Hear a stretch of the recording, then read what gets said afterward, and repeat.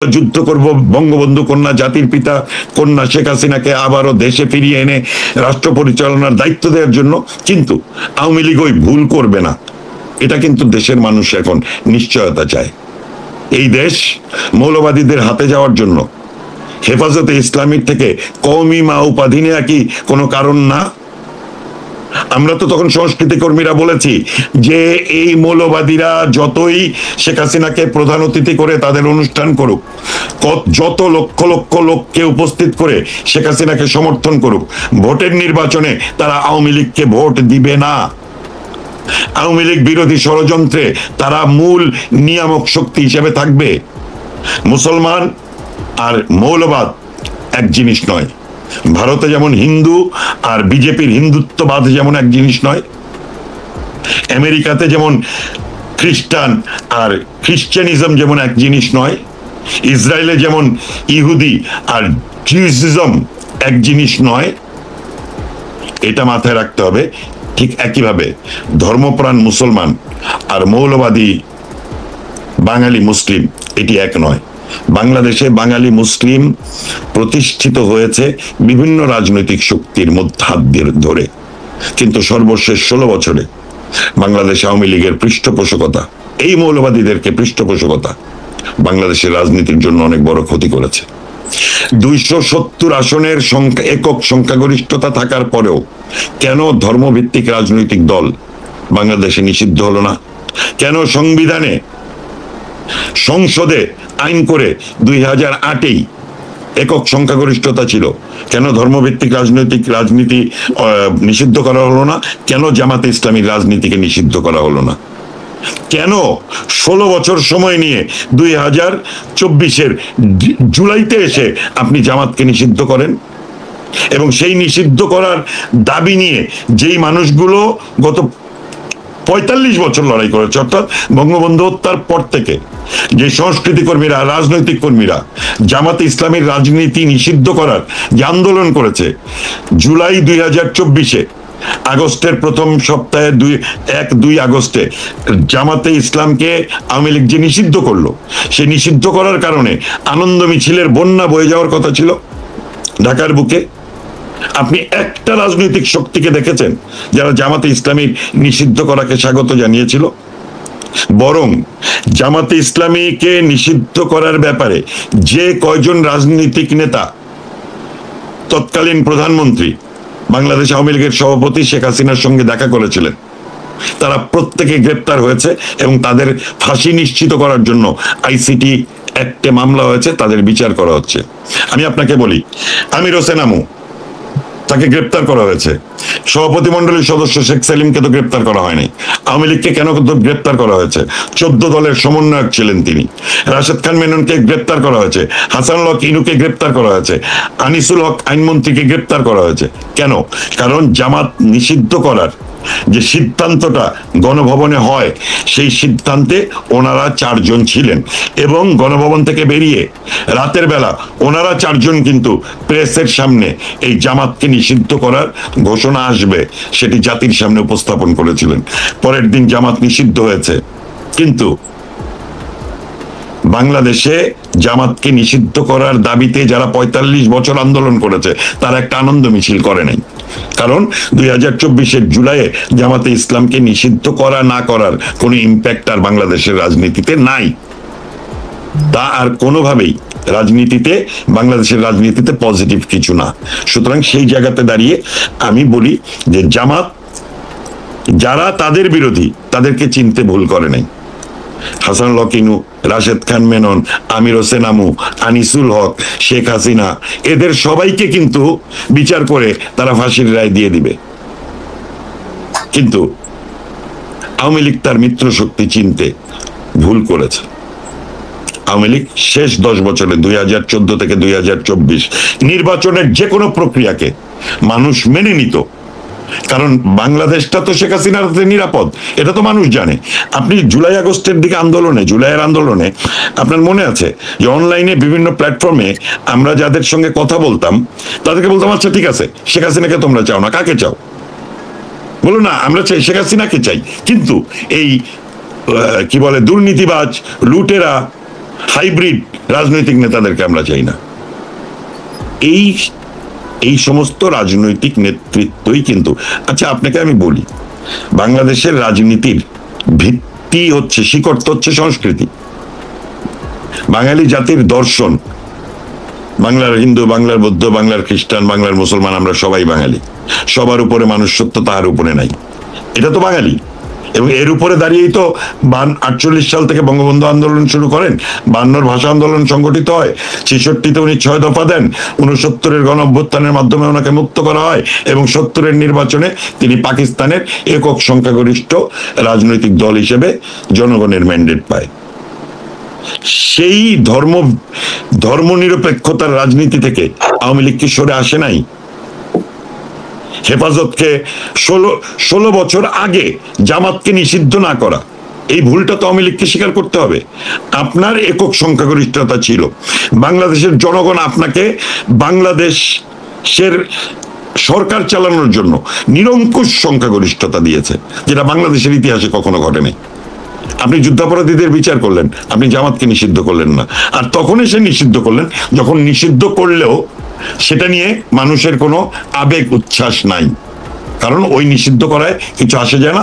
বাংলাদেশের রাজনীতির মাঠ তখন জামাত সহ ইসলামী মৌলবাদীরা দখল করে ফেলেছে।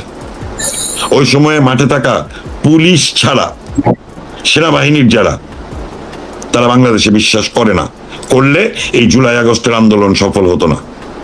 যদি এরা বাংলাদেশে বিশ্বাস করত, গোপালগঞ্জে গণহত্যা হতে দিত না। এরা যদি বাংলাদেশে বিশ্বাস করত, 32 নম্বর ভাঙতে দিত না। এরা যদি বাংলাদেশে বিশ্বাস করত, তাহলে তাদেরই বানানো 7 জন বীর শ্রেষ্ঠের ভাস্কর্য, বঙ্গবন্ধুর ভাস্কর্য, তাদের জওয়ানরা ভেঙে ফেলছে, অথচ তাকে বিচারের আওতায় আনা হচ্ছে না। যেই মেজর রাব্বি আওয়ামী লীগকে সংগঠিত করার স্বপ্ন দেখছেন, একজন শিক্ষক, তাকে গ্রেপ্তার করে স্কুল থেকে বের করে দেয়, পুলিশের হাতে তুলে দেয়। সেই সেনা অফিসারকে সেনা আইনে বিচার করে নাই, কিন্তু মেজর সাদিককে গ্রেপ্তার করেছে, করে মানুষের দৃষ্টি অন্যদিকে ঘুরিয়ে দেবার চেষ্টা করেছে।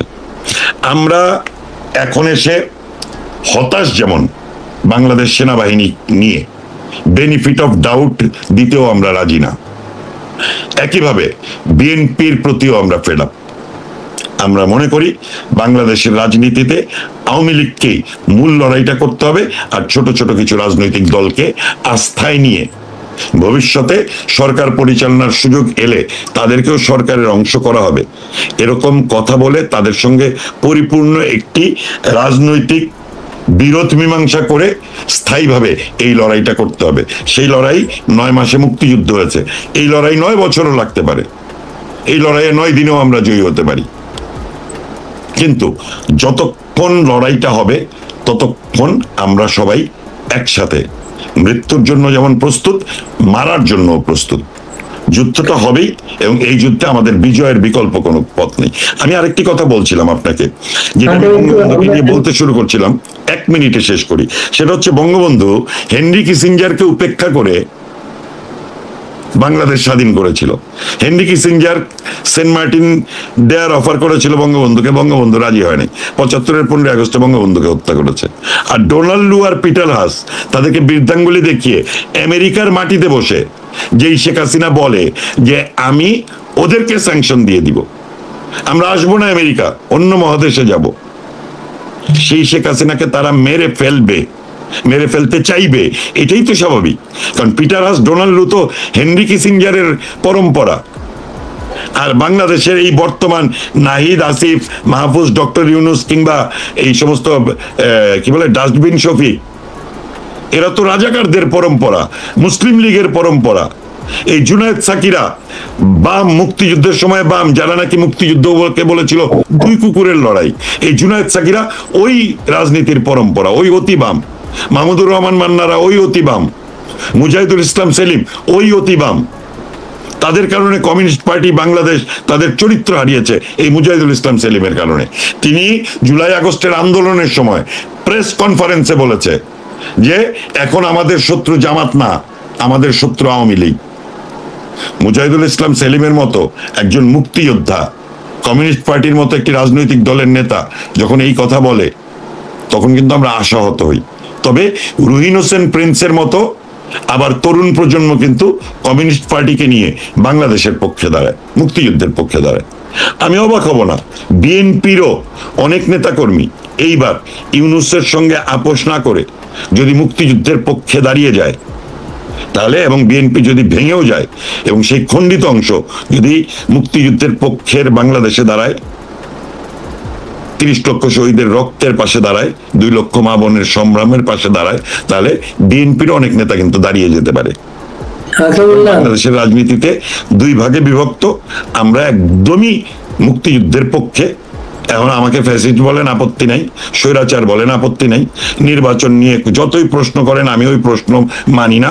আমি মনে করি সব নির্বাচনে, যেই নির্বাচনে বাংলাদেশ আওয়ামী লীগ ক্ষমতায় থাকবে ওই নির্বাচনই বাংলাদেশের জন্য গণতন্ত্র, ওইটাই গণতন্ত্র। কারণ বাংলাদেশে তথাকথিত গণতন্ত্র দিলে, যদি রাজাকাররা ক্ষমতায় আসে, তথাকথিত গণতন্ত্র দিলে, যদি জঙ্গি মৌলবাদীরা ক্ষমতায় আসে, তথাকথিত গণতন্ত্র দিলে পাকিস্তান সেনাবাহিনীর জন্য বাংলাদেশের ভূমি নিরাপদ বিচরণ ক্ষেত্র হয়, তথাকথিত গণতন্ত্র দিলে আমাকে যদি সমুদ্র দিয়ে দিতে হয়, আমাকে যদি পোর্ট দিয়ে দিতে হয়, তাহলে ওই গণতন্ত্র তো আমরা চাই না। আর সেই গণতন্ত্র যদি না চাই, শেখ হাসিনা যে গণতন্ত্র দিয়েছিল সেটা যদি চাই, তাহলে আমি আজকে স্পষ্ট করে বলছি, যেই প্রক্রিয়াতে আওয়ামী লীগ ক্ষমতায় থাকবে বাংলাদেশে, সেটাই বাংলাদেশের মানুষের জন্য গণতন্ত্র। তবে বাংলাদেশের মানুষকে আস্থায় নিতে হলে লুটেরা, দুর্নীতিবাজ, সুযোগ সন্ধানী, হাইব্রিড, এদেরকে বাদ দিয়ে আওয়ামী লীগের আসতে হবে। আপসহীন, সংগ্রামী, পরীক্ষিত এবং সংস্কৃতিতে বিশ্বাসী, বাঙালি সংস্কৃতিতে বিশ্বাসী, এদেরকে নিয়ে যদি বাংলাদেশ আওয়ামী লীগ আগামীতে রাজনীতি করে, তাহলে এই বাংলাদেশ কোনোদিন পরাজিত হতে পারে না, হবে না। হুমায়ুন আজাদের একটা লাইন, বাড়ি ভাই আমি 1 সেকেন্ডে শেষ করছি। হুমায়ুন আজাদের একটা লাইন বলি, তিনি বলেছিলেন, বাংলাদেশ আওয়ামী লীগ হারলে হেরে যায় বাংলাদেশ, আর আওয়ামী লীগ জিতলে আওয়ামী লীগ একাই জেতে। এই বাংলাদেশটা হেরে গেল, সেই বাংলাদেশে আবার যদি আওয়ামী লীগ আসে, তাহলে আওয়ামী লীগ কি? আহমদ সফর, হ্যাঁ সরি, আহমদ সফর। বাংলাদেশ পরাজিত হলে, হ্যাঁ, আর হচ্ছে আপনার হুমায়ুন আজাদের হচ্ছে, পাকিস্তানের কেউ যদি আমার কাছে ফুল দিতেও আসে, আমি ভয় পাই ওই ফুলের নিচে ছুরি আছে, সে আমাকে ছুরিকাঘাত করবে। এটা হচ্ছে হুমায়ুন আজাদ। সুতরাং পাকিস্তানের সঙ্গে যেমন আমাদের কোনোদিন বন্ধুত্ব হবে না, একইভাবে ভারত আমাদের মিত্রই থাকবে। বাংলাদেশে ভারত বিরোধী জনমত আছে, কিন্তু তারা ভারতের পক্ষের জনমতের চেয়ে সংখ্যায় বেশি না। লড়াইটা তো চলবে। বিএনপির কাছে চাইলেন? বিএনপির কাছে চাইনি, আমি বিএনপির ব্যাপারে চাওয়া বন্ধ করেছি। তবে আমার বিশ্বাস, কারণ আমরা তো ছাত্র জীবনে যখন স্বৈরাচার বিরোধী আন্দোলন করেছি, তখন যারা আমাদের সাথে যারা ছাত্র নেতা ছিল, তারা তো অনেকেই এখন বিএনপির নেতা। আমার ধারণা তারেক জিয়া 21শে আগস্টের হত্যাকাণ্ড, গ্রেনেড হামলা, 10টা কষ্ট মামলা, এগুলোর সঙ্গে যে সে সরাসরি জড়িত, এই ডকুমেন্টস গুলো ইউনূস সরকারের কাছে আছে এবং তারা এটা জাতীয় আন্তর্জাতিক মিডিয়াতে প্রকাশ করে দিবে। তারেক জিয়া নিজে সেফ থাকার জন্য দলটাকে এইবার বিক্রি করে দিল ইউনূসের কাছে। কিন্তু আমাদের সময় যারা ছাত্র নেতা ছিল বিশ্ববিদ্যালয় জীবনে, আমাদের বন্ধু যারা ছিল, আমি তো জানি তারা কি পরিমাণ মুক্তিযুদ্ধ এবং বাংলাদেশ, এবং তাদের গল্পটা হচ্ছে মুক্তিযুদ্ধ, স্বাধীনতার ঘোষক জিয়া এবং বাংলাদেশ। এটা হচ্ছে তাদের কাছে স্বাধীনতার ঘোষক জিয়া, মুক্তিযুদ্ধ, বাংলাদেশ।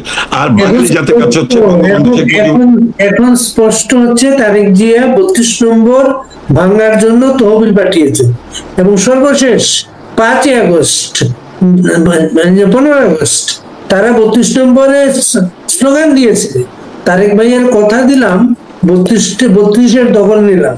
আমি আপনাকে একটা কথা বলি বাড়ি ভাই, এর আগেও আপনার সাথেই আমি বলেছি, শক্তি মানে আমাদের বিরোধী শক্তি, অর্থাৎ শত্রু শক্তি যত বেশি চিহ্নিত হবে, আওয়ামী লীগের জন্য এই লড়াইটা কিন্তু তত সহজ হবে। যেমন আওয়ামী লীগের নেতা কর্মীরা যদি সেনা প্রধানের উপরে ভরসা করে থাকতো, উনি বলেছেন অল ইনক্লুসিভ নির্বাচন হবে, উনি কিন্তু একবারও মুখ দিয়ে উচ্চারণ করেন নাই বাংলাদেশ আওয়ামী লীগ নির্বাচন করবে, উনি বলছেন অল ইনক্লুসিভ নির্বাচন হবে।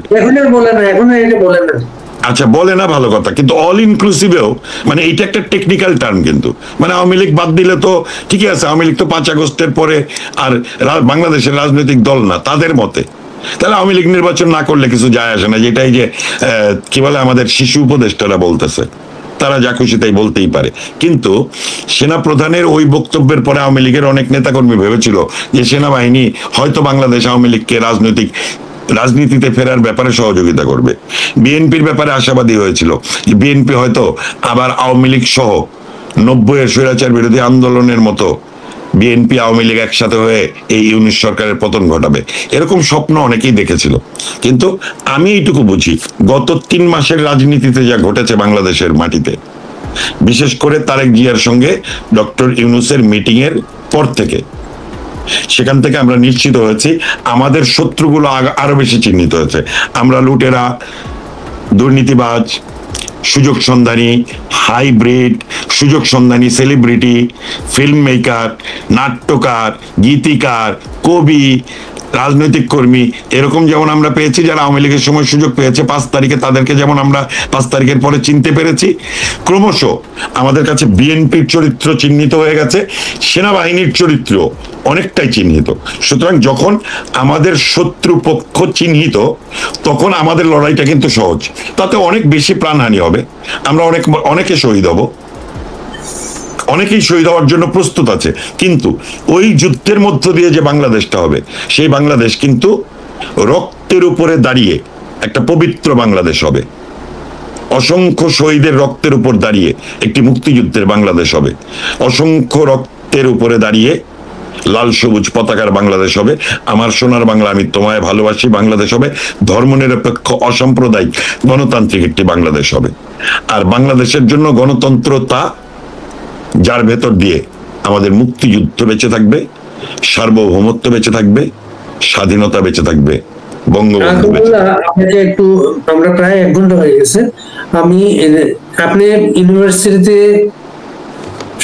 সামনের সারিতে থেকে প্রগতিশীল আন্দোলনের নেতৃত্ব দিয়েছেন, সেই ইউনিভার্সিটিতে ডাকসু নির্বাচন হচ্ছে, ডাকসু নির্বাচনটা যেভাবে হচ্ছে আপনি কি কিছু আলামত টের পাচ্ছেন? আমি আপনাকে বলি, দেখেন এখন আমি কিন্তু একটা মানে খুব ইম্পর্টেন্ট একটা কথা বলি, আমার 5 আগস্টের পরে যে চরিত্রটা, সেটা হচ্ছে বাংলাদেশের রাজনীতিতে বাংলাদেশ আওয়ামী লীগ ছাড়া বিএনপির জন্ম হয়েছে ক্যান্টনমেন্টে বন্দুকের নলে, জাতীয় পার্টির জন্ম হয়েছে এরশাদের বন্দুকের নলে, বামরা সবসময় এদিক ওদিক ষড়যন্ত্র করেছে, এদিকে 8 দলের সাথে থেকেছে, আবার 7 দলের সাথে থেকেছে, আবার 5 দল করেছে, এরশাদের পতন হয়েছে। সবকিছুর পরেও বাংলাদেশ আওয়ামী লীগ কিন্তু একমাত্র রাজনৈতিক দল যারা ঘোষণা দিয়ে যুদ্ধ করে গণতন্ত্রের জন্য। 7ই মার্চে বঙ্গবন্ধু স্পষ্ট করে বলে দিল, এবারের সংগ্রাম মুক্তির সংগ্রাম, এবারের সংগ্রাম স্বাধীনতার সংগ্রাম। আমি যদি হুকুম দেবার নাও পারি, তোমাদের যা যা কিছু আছে তাই নিয়ে প্রস্তুত থাকবা, শত্রুর বিরুদ্ধে প্রতিরোধ গড়ে তুলবা, রক্ত যখন দিয়েছি রক্ত আরো দেব ইনশাল্লাহ, এদেশকে মুক্ত করে ছাড়বো ইনশাল্লাহ। এই যে ঘোষণা দিয়া যুদ্ধ, এই যুদ্ধ কিন্তু বাংলাদেশ আওয়ামী লীগ করতে পারে। বাংলাদেশ আওয়ামী লীগ কিন্তু শেখ হাসিনা 81 সালে দেশে ফেরার পরে স্বৈরাচারের বিরুদ্ধে কিন্তু ঘোষণা দিয়ে নামছে।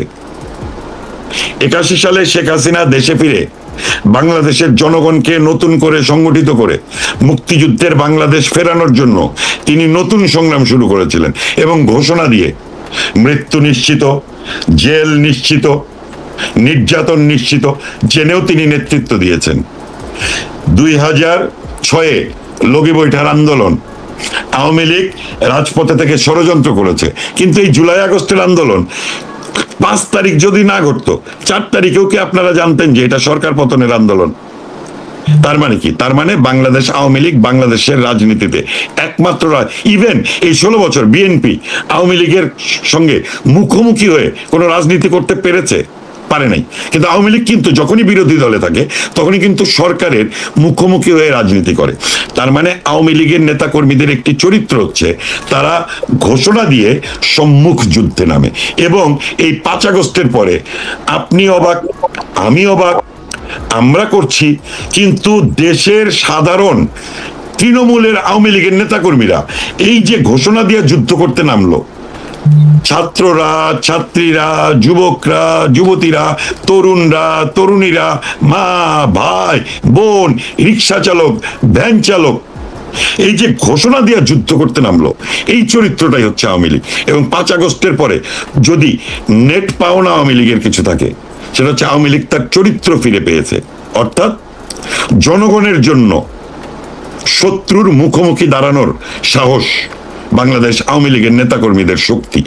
এটা বঙ্গবন্ধুর কাছ থেকে এই শক্তি এসেছে শেখ হাসিনার কাছে, শেখ হাসিনার কাছ থেকে এই শক্তি গিয়েছে তৃণমূলের আওয়ামী লীগের নেতাকর্মীদের কাছে। 16 বছরে হাইব্রিড লোকজনের কারণে আওয়ামী লীগ তার চরিত্র হারিয়েছিল। আজকে যেই আওয়ামী লীগ বাংলাদেশে আছে, সেই বাংলাদেশ জনগণের